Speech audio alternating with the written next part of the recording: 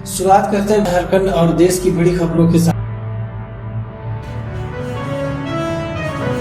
झारखंड में कोरोना संक्रमण की रफ्तार थमने का नाम नहीं ले रहा। राज्य के लगभग सभी जिलों में हर दिन कोरोना के नए मामले सामने आ रहे हैं। इधर राज्य में आज कुल 1321 नए कोरोना संक्रमित की पहचान हुई, जबकि 1599 मरीज स्वस्थ भी हुए। इसके अलावा आज कुल 8 कोरोना संक्रमित की इलाज के दौरान मौत हो गई। इनमें धनबाद तथा पूर्वी सिंहभूम के 3 तथा रांची व देवघर से एक मरीज की मौत इलाज के क्रम में हो गई। बता दें कि सोमवार को बोकारो में 50, चतरा में 3, देवघर में 54, धनबाद में 111, दुमका में 12, पूर्वी सिंहभूम में 361, गढ़वा में 71, गिरिडीह में 15, गोड्डा में 32, गुमला में 15, हजारीबाग में 141, जामताड़ा में 19, खूंटी में 3, कोडरमा में 18, लातेहार में 16, लोहरदगा में 40, पाकुड़ में 28, पलामू में 20 और रामगढ़ में 43 मरीज के साथ रांची में 106।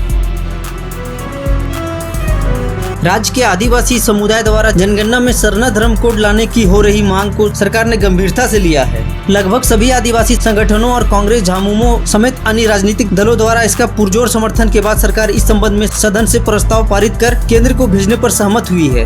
वित्त मंत्री सह प्रदेश कांग्रेस अध्यक्ष रामेश्वर उरांव ने सोमवार को सदन की कार्यवाही समाप्त होने के बाद कहा कि मंगलवार को सरकार सदन में सरना धर्म कोड लागू करने प्रस्ताव लाएगी। उन्होंने कहा कि इस संबंध में मुख्यमंत्री से बात हो गई है। ये पूछने पर कि इस संबंध कोई विधायी प्रक्रिया की भी जरूरत है, रामेश्वर उरांव ने कहा कि इसमें करना क्या है, एक लाइन का तो प्रस्ताव लाना है। जानकारी के मुताबिक सरकार की ओर से मंगलवार को सदन में 1 लाइन का प्रस्ताव लाया जाएगा। उसमें केंद्र सरकार से जनगणना में लागू करने की मांग की जाएगी। हाईकोर्ट द्वारा हाई स्कूल शिक्षकों की नियुक्ति रद्द करने संबंधी सवाल पर मुख्यमंत्री हेमंत सोरेन सोमवार को उबल पड़े। उन्होंने कहा कि निकम्मों ने कितनी गंदगी फैला रखी थी अब सामने आ रहा है। उनके बुरे कामों का बुरा नतीजा लोगों को भुगतना पड़ रहा है। मुख्यमंत्री ने कहा कि मामला चाहे सहायक पुलिसकर्मी, हाई स्कूल शिक्षकों की नियुक्ति, नियोजन नीति या फिर डीवीसी को भुगतान करने से जुड़ा हो। उन्होंने कहा कि विपक्ष आज अपने ही बनाए मकड़ जाल में उछल कूद कर रहा है, लेकिन उन्हें बुरे कामों से कैसे लोगों को निजात मिले, इस पर सरकार काम कर रही है। मुख्यमंत्री ने कहा कि सहायक पुलिसकर्मी के मामले में सरकार की सोच सकारात्मक रही है, इसलिए मंत्री मिथिलेश ठाकुर को बातचीत के लिए भेजा गया था, लेकिन बात बनते बनते बिगड़ गई। हर किसी से बात करने के लिए सरकार के द्वार खुले हैं। अभी संक्रमण कम नहीं हुआ है। रांची के पुलिस अधीक्षक संक्रमित हो गए हैं, लेकिन सोची समझी साजिश के तहत उन्हें भड़काया जा रहा है।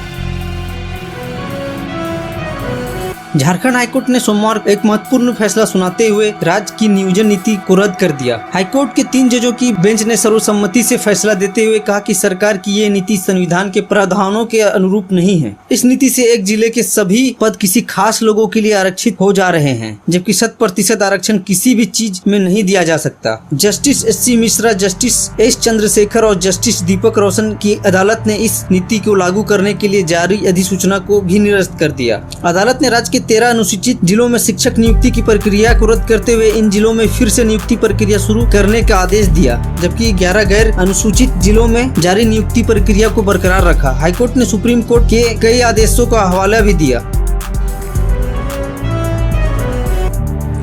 झारखंड सरकार के खाद्यान्न सुरक्षा योजना के तहत ट्रांसजेंडरों को भी जोड़ा गया है। इस योजना के तहत उन्हें भी प्रतिमाह 1 रुपये की दर से 5 किलो अनाज दिया जाएगा। राज्य में 15 नवंबर को ये योजना शुरू होगी। ट्रांसजेंडरों के साथ 40% से अधिक दिव्यांगों को भी इस योजना का लाभ मिलेगा। इस योजना के लाभुकों को हरे रंग का राशन कार्ड दिया जाएगा। योजना के तहत आदिम जनजाति परिवार, विधवा, कैंसर, एड्स, कुष्ठ व अन्य असाध्य रोग से ग्रसित व्यक्ति, अकेले रहने वाली वरीय नागरिकों को भी लाभ दिया जाएगा। लाभुकों का चयन निर्धारित मानकों के अनुसार ही किया जाएगा।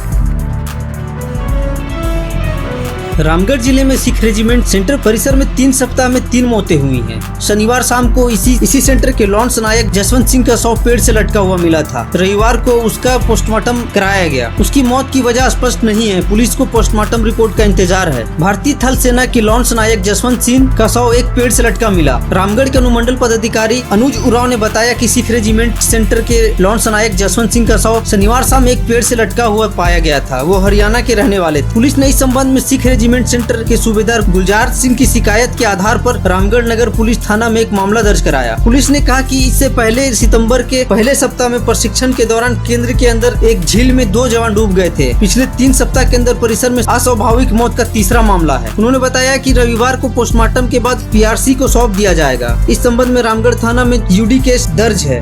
पुलिस का कहना है कि पोस्टमार्टम रिपोर्ट आने के बाद मौत का कारण बताया जा सकता है। बिहार में सोमवार को कोरोना के 1314 नए मरीजों के सामने आने के बाद राज्य में कोविड-19 मरीजों की संख्या 1,69,856 तक पहुंच गई।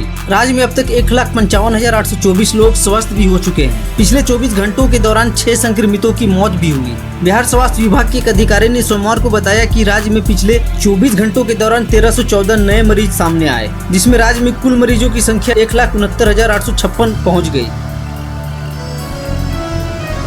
बिहार विधानसभा चुनाव को लेकर पार्टियों के एक दूसरे को समर्थन और गठबंधन का दौर जारी है। इस बीच अब अखिलेश यादव की समाजवादी पार्टी ने सोमवार को ऐलान किया कि वे आने वाले बिहार विधानसभा चुनाव में आरजेडी को समर्थन देगी। पार्टी की तरफ से एक ट्वीट करके ये जानकारी दी गई। महागठबंधन में शामिल आरजेडी, कांग्रेस और अन्य पार्टियों के बीच सीट शेयरिंग को लेकर लगातार बातचीत जारी है। ऐसे में समाजवादी पार्टी का आरजेडी को समर्थन महागठबंधन के लिए एक अच्छा संकेत माना जा रहा है।